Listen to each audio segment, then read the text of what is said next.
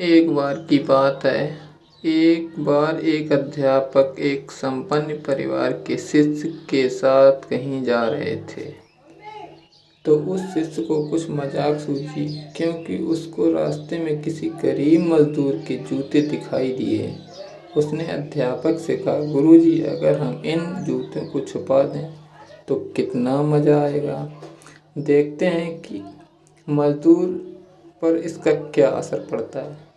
अब उसको तो मजाक सूझ रहा था, लेकिन गुरुजी ने कहा कि नहीं, गरीब इंसान के साथ इस तरह का मजाक, भद्दा मजाक करना ठीक नहीं है।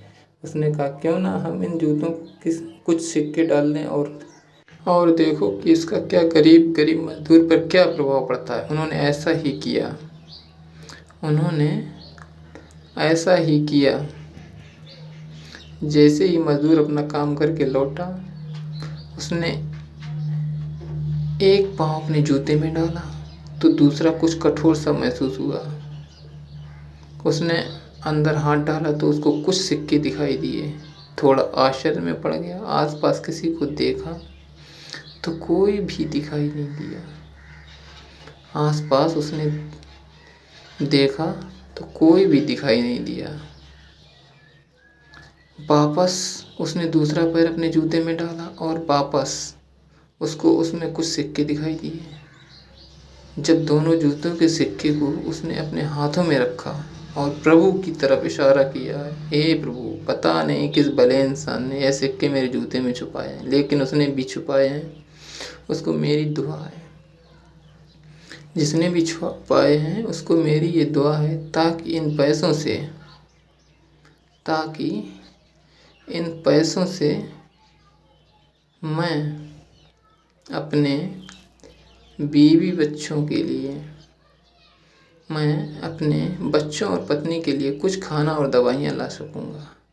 और इतना बोलकर वह चला गया। इस बात को शिष्य और अध्यापक दोनों सुन रहे थे। जब अध्यापक ने शिष्य से पूछा, अब तुम मुझे बताओगे तुम्हें कैसा महसूस हुआ, तुम्हारी पहले वाली मजाक या मेरा?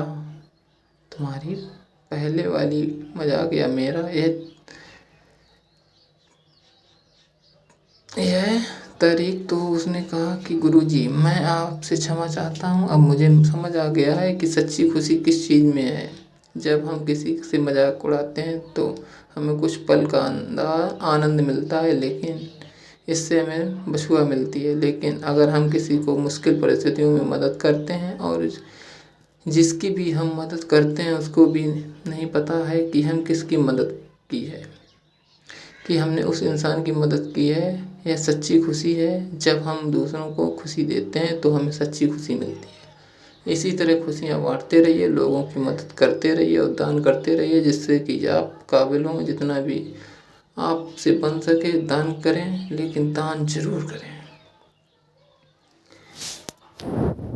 मदद करते रहिए, दान करते रहिए, जिससे भी आप काबिल हों।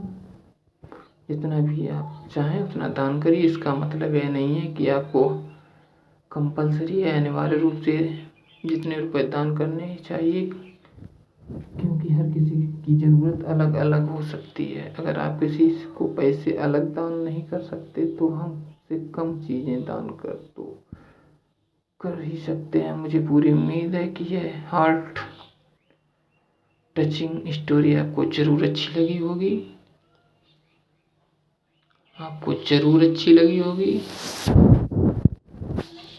आपका कीमती समय देने के लिए दिल से शुक्रिया, धन्यवाद, थैंक यू।